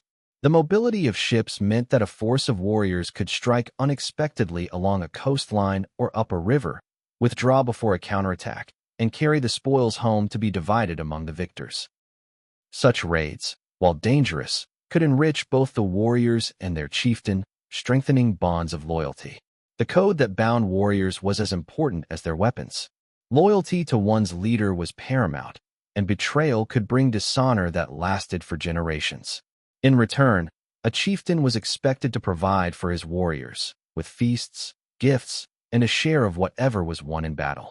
The feasting hall was a central space in this relationship, where warriors sat in honored places, drank from decorated vessels, and were reminded of their worth through public praise. Here, tales of past deeds were retold, and the memory of victories kept alive. Death in battle was seen as a fate both feared and revered. The burial of a warrior was an occasion for display, a moment to assert the prestige of the household and the community. Some graves were furnished with swords, spearheads, or bronze ornaments. signaling the role the deceased had played in life. Mounds raised over these graves became landmarks in the landscape, enduring reminders of both individual valor and the community's ability to protect its own. The archaeological record offers a fragmented but vivid picture of these warriors. Weapons found in bog deposits may have been offerings to the gods, sacrifices meant to ensure victory or give thanks for survival. The careful bending or breaking of swords before deposition suggests a symbolic killing of the weapon, ensuring it could not be used again in this world. Rock carvings depict scenes of armed conflict, processions of weapon-bearing figures, and ships crowded with warriors, their prows high against the stylized waves. Not all warriors fought for the same causes. Some were retainers of a single chieftain, bound by kinship or long service. Others may have been more loosely attached, serving where opportunity and reward were greatest. In times of larger conflict, several allied communities could muster significant forces, enough to intimidate or overwhelm a rival. Yet the cost of such campaigns was high. The loss of experienced fighters could weaken a community for years. Over time, the role of the warrior in Nordic Bronze Age society helped shape the broader culture. The prestige associated with martial skill reinforced hierarchical structures, while the need for weapons and armor stimulated trade and craftsmanship. Warfare, while destructive, also drove innovation in metallurgy, shipbuilding, and tactics. It forged bonds between leaders and followers, between allies, and even between enemies whose mutual respect could eventually lead to peace. To understand the Nordic Bronze Age without its warriors would be to miss one of its central dynamics. These men were not merely fighters. They were protectors of trade routes, enforcers of alliances, and carriers of their community's reputation across the seas. Their legacy is carved into stone, buried in graves, and echoed in the enduring fascination we have for those who lived by the sword in a world where power, survival, and honor were bound together. From the vantage of time, it is clear that the warrior's place was never static. As the Bronze Age drew toward its close, the pressures of changing climate, shifting trade routes, and evolving political structures would test the martial traditions that had defined the North for centuries. But for as long as the bronze sword flashed in the northern sun, the warrior remained a figure around whom the world of the Nordic Bronze Age turned. In the Nordic Bronze Age, the land itself was not a passive backdrop, but a living participant in human affairs. Hills, valleys, lakes, and coastlines carried meanings that extended far beyond the practical needs of survival.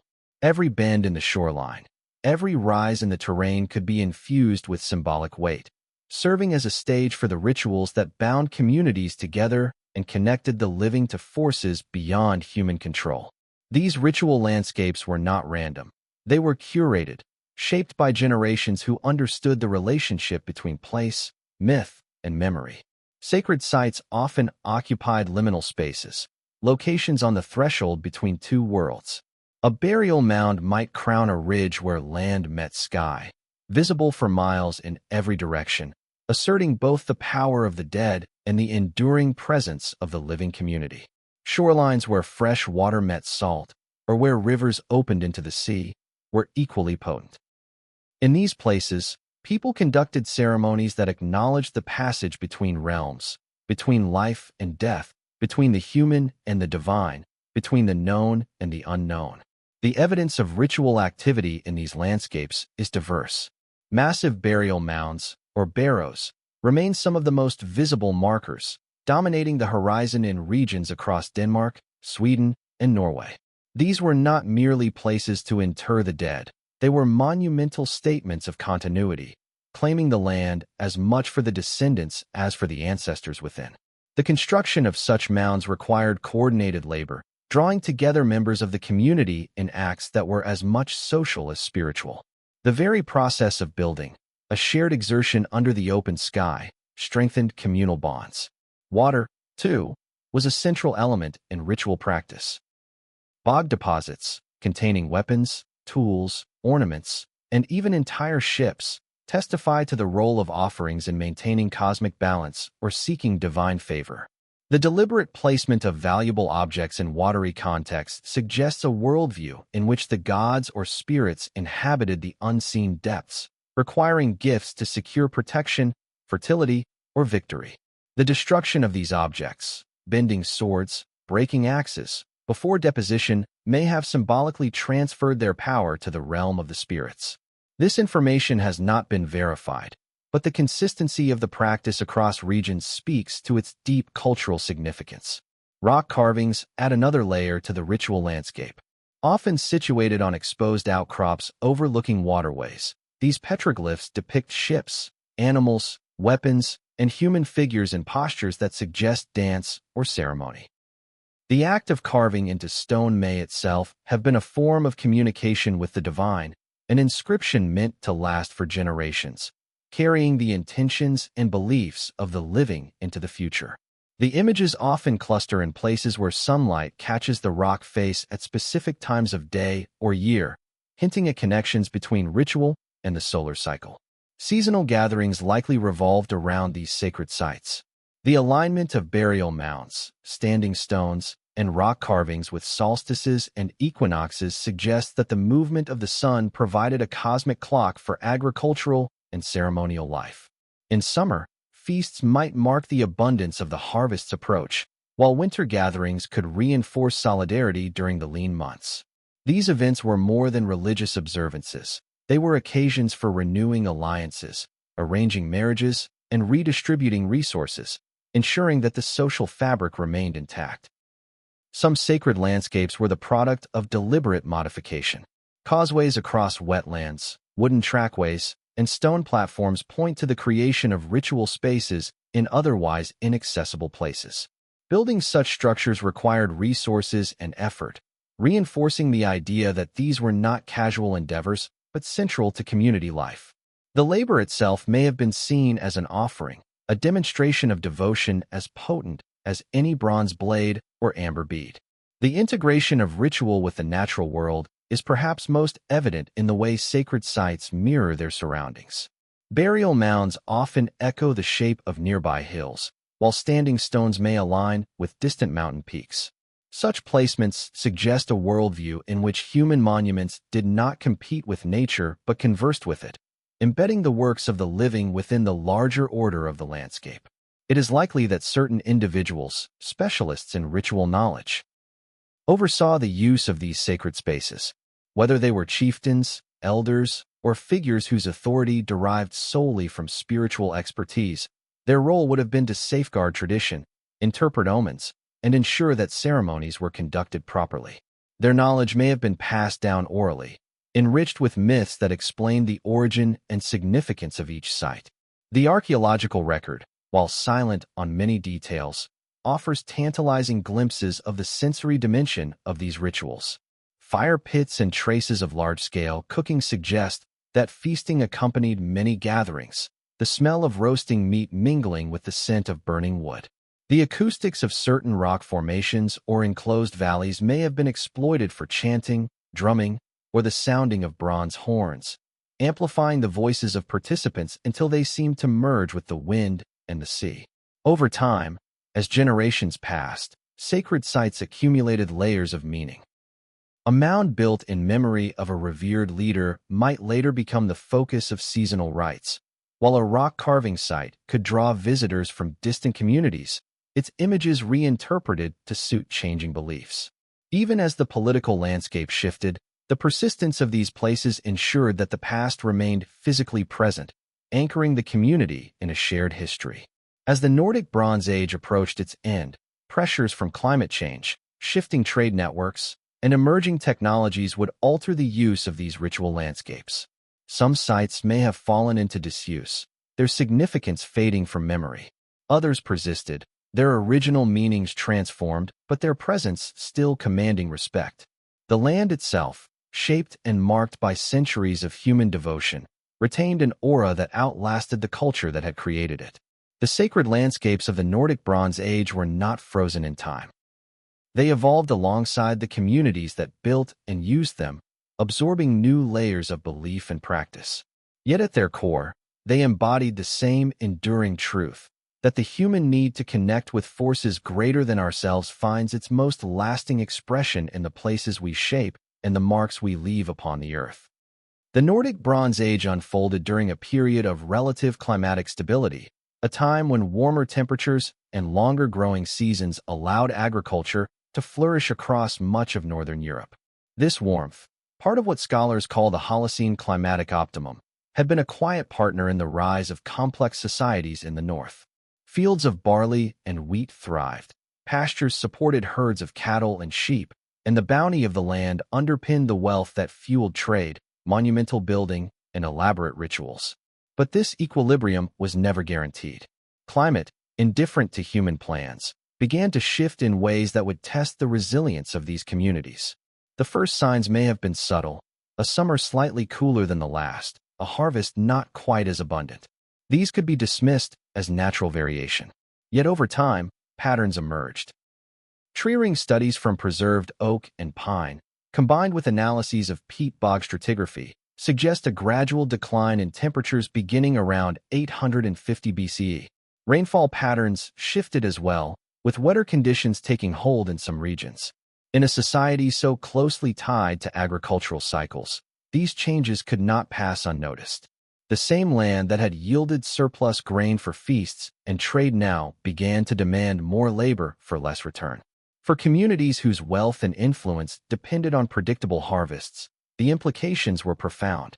Reduced yields meant less grain to store against the winter and fewer goods to exchange with trading partners.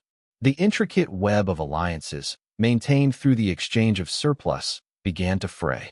Social tensions may have grown as chieftains found it harder to fulfill their roles as providers and patrons. Feasting, an important means of demonstrating status and reinforcing loyalty, may have become rarer or more modest, undermining the social cohesion that ritualized generosity had once ensured. The effects were not confined to the fields. Wetter conditions in certain areas would have made travel more difficult, turning reliable paths into treacherous bogs. Settlements located near low-lying coastlines or river deltas may have faced flooding, forcing relocation. The timber needed for shipbuilding and monumental construction, once abundant, could have become harder to source if certain tree species declined under changing conditions. These disruptions compounded the pressures on trade, which in turn affected access to bronze, the metal at the heart of the era's wealth and power. The archaeological record hints at adaptive strategies. In some regions, settlements shifted to higher ground, suggesting a deliberate move away from flood-prone areas. Field systems may have been altered, with more emphasis placed on hardier crops like oats or rye, which could better tolerate cooler, wetter conditions. Livestock management might have become more intensive, with communities relying more on animals that could provide both food and secondary products like wool or milk in lean years. These adaptations reveal a degree of resilience, an ability to read the land and adjust to its changing moods. Yet resilience has limits. As the climate cooled further into the late Bronze Age, a broader transformation swept across northern Europe. The monumental building projects that had characterized earlier centuries, the great burial mounds, the elaborate rock carvings, became less common. Weapons deposits in bogs, once a sign of martial prestige and religious devotion, declined in frequency. These changes suggest that the ideological and political systems tied to Bronze Age prosperity were weakening. Without the surpluses to fund large-scale communal works or lavish offerings, the symbolic language of power had to shift. The psychological impact of climate change is harder to measure but may have been profound. In a worldview where natural forces were deeply entwined with the divine, a shift in weather patterns could be read as a sign of cosmic displeasure. Ritual practices might have intensified in an attempt to restore balance. More offerings placed in lakes and bogs, more attention paid to celestial alignments, more elaborate ceremonies to honor the sun and sky. The land, once a partner in prosperity, may have come to be seen as a realm in need of constant appeasement. Some scholars link these climatic changes to broader movements of people across Europe during the late Bronze Age. If regions to the south or east experienced similar disruptions, waves of migration could have rippled outward, bringing new cultural influences but also competition for resources. In such a context, Nordic communities already under environmental strain may have found themselves in a more volatile and unpredictable political landscape. Alliances once cemented by trade and shared rituals could dissolve under the pressure of scarcity. By around 500 BCE, the Nordic Bronze Age was giving way to the early Iron Age. This transition was not abrupt. A blend of old and new technologies, beliefs, and settlement patterns overlapped for generations. But the cooling climate had played its part in setting the stage for change. The bronze that had been a symbol of status and connection now faced competition from iron, a metal whose raw material could be found locally and worked without reliance on long-distance trade.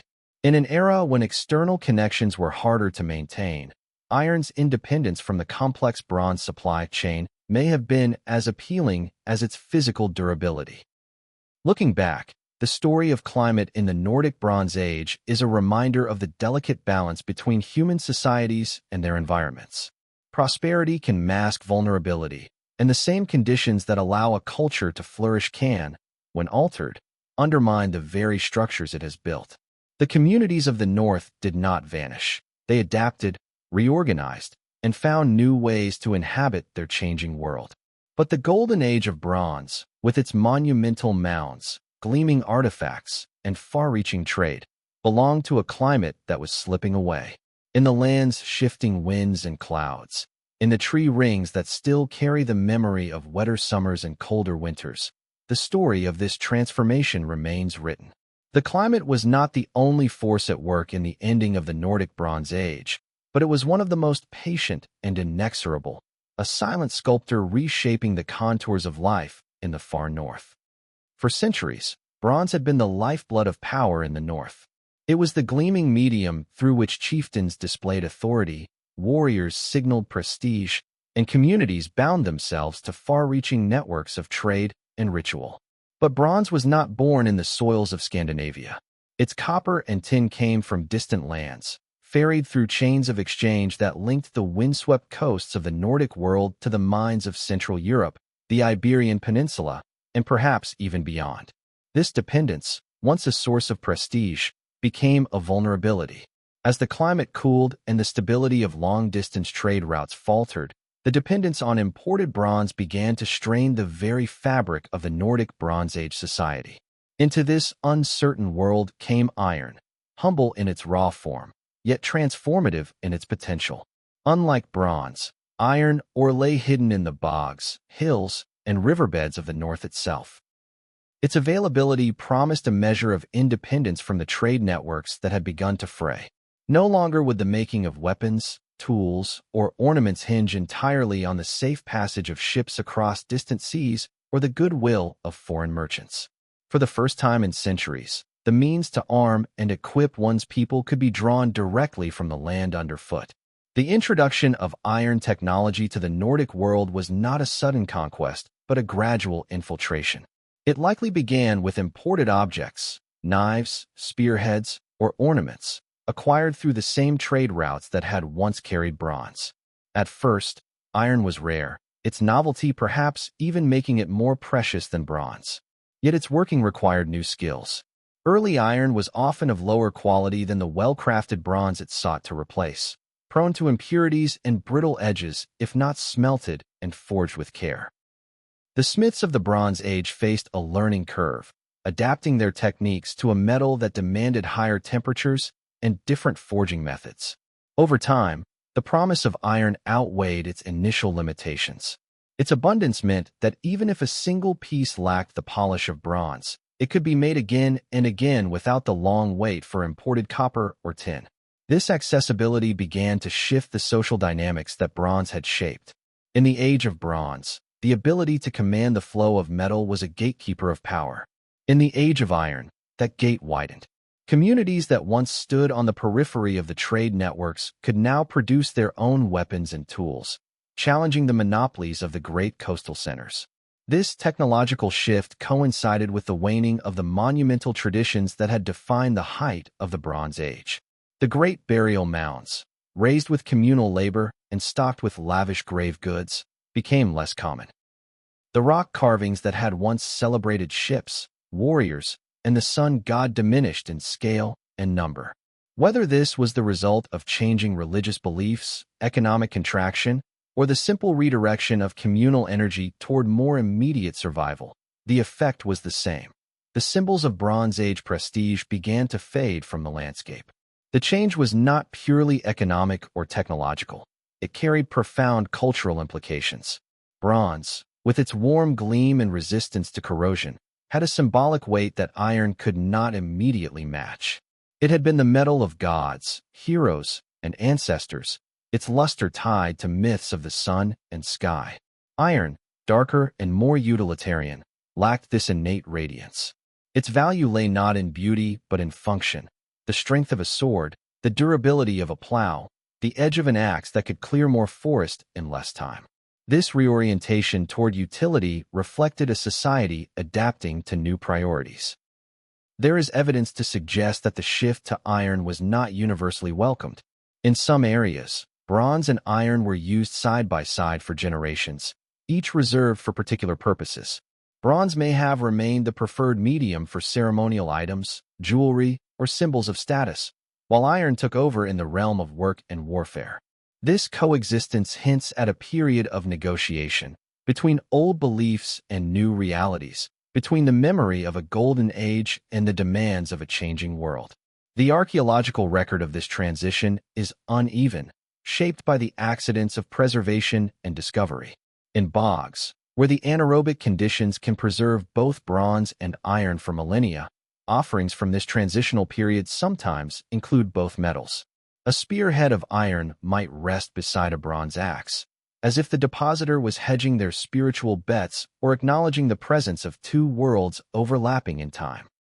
Such finds speak to a culture in flux, still rooted in the traditions of the Bronze Age, but already reaching toward the future. By around 500 BCE, the shift was unmistakable. Iron had become the dominant metal for tools and weapons, and the social order that had been built on the control of bronze was giving way to new forms of authority. Some chieftains likely maintained power by controlling access to ironworking knowledge or by commanding the labor needed to produce large quantities of metal goods. Others may have risen from humbler origins, their influence rooted in skill rather than inherited wealth. This more localized control over production could have contributed to the fragmentation of the large, interconnected networks of the Bronze Age, replacing them with smaller, more self-sufficient communities. The end of the Nordic Bronze Age was not a collapse in the dramatic sense, no sudden abandonment of settlements, no sharp break in population. Rather, it was a transformation, a turning of the wheel toward a new era. The grand pageantry of the earlier age faded, but life continued, reshaped by the tools, materials, and realities of the Iron Age. The sea still carried ships across the Baltic and North Seas, but their cargo was no longer the lifeblood of the North's elite. The fields still yielded grain, the forests still provided game, but the old symbols of wealth and divine favor were replaced by new ones, forged in a darker metal. In the memory of the land, the Bronze Age remained a golden chapter, its legacy preserved in the mounds that still rise against the horizon and the carvings that still watch from ancient rock faces. Yet the people who lived through its end may have looked ahead with a mixture of loss and anticipation.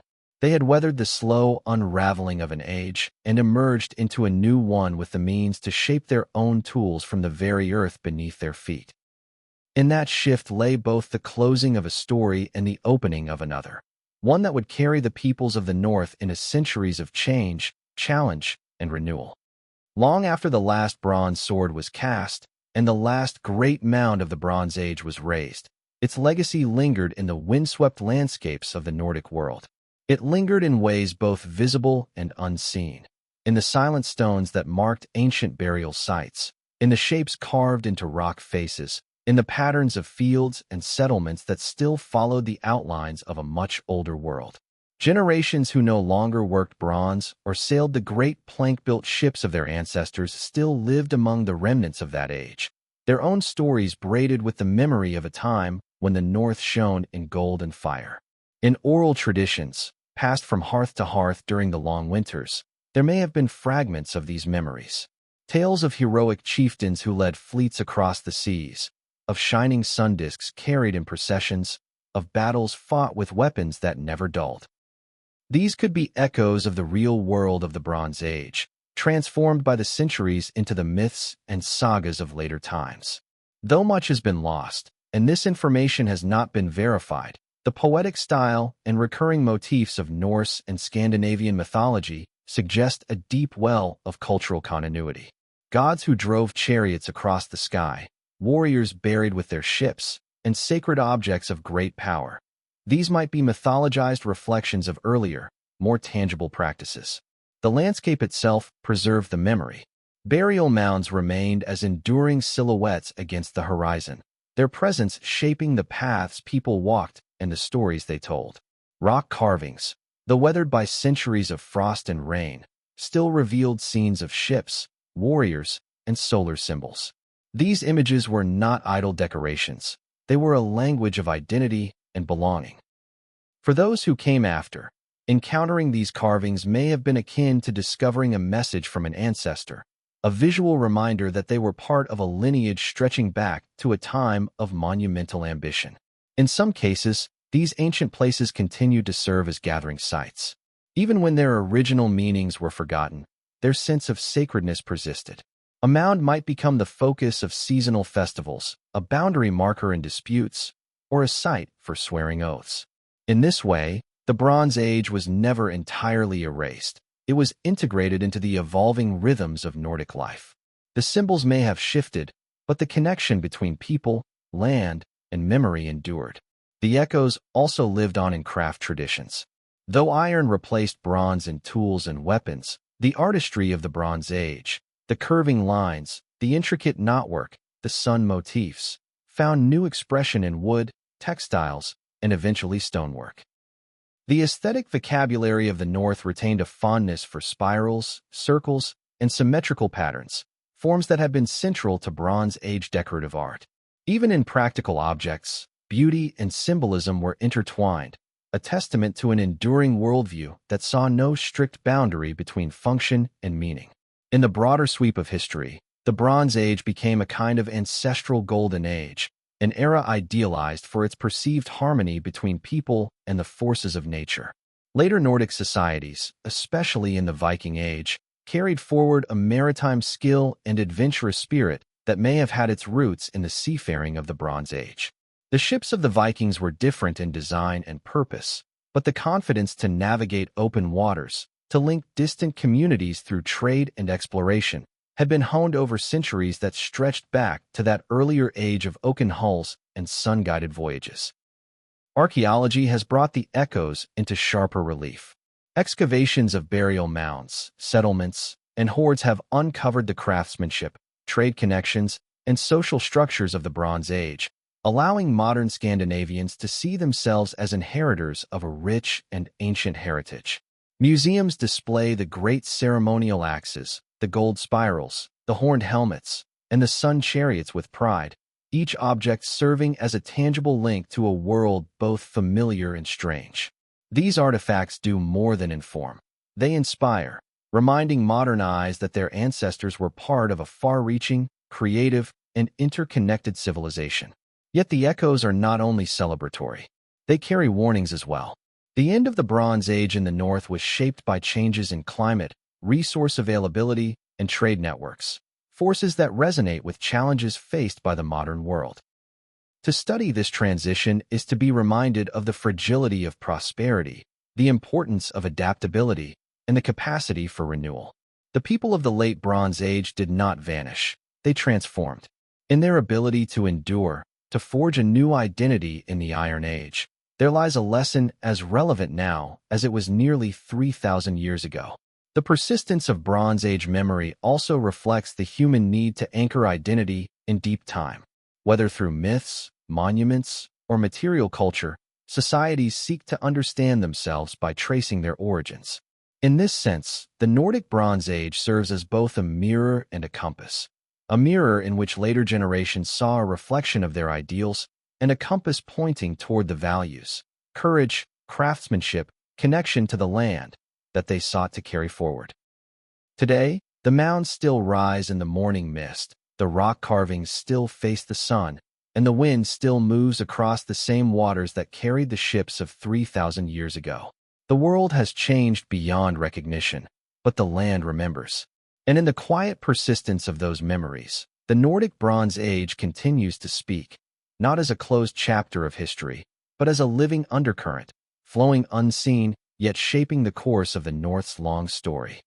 The Nordic Bronze Age has long since passed into the realm of archaeology and legend, its people and their world now silent beneath fields, forests, and the shifting waters of the Baltic. Yet in the soil, in the stones, in the gleam of preserved bronze, we can still sense their pulse. This was not a civilization of vast cities or written chronicles. It was a society that spoke in monuments and metalwork, in the careful placement of burial mounds, in the precision of celestial alignments.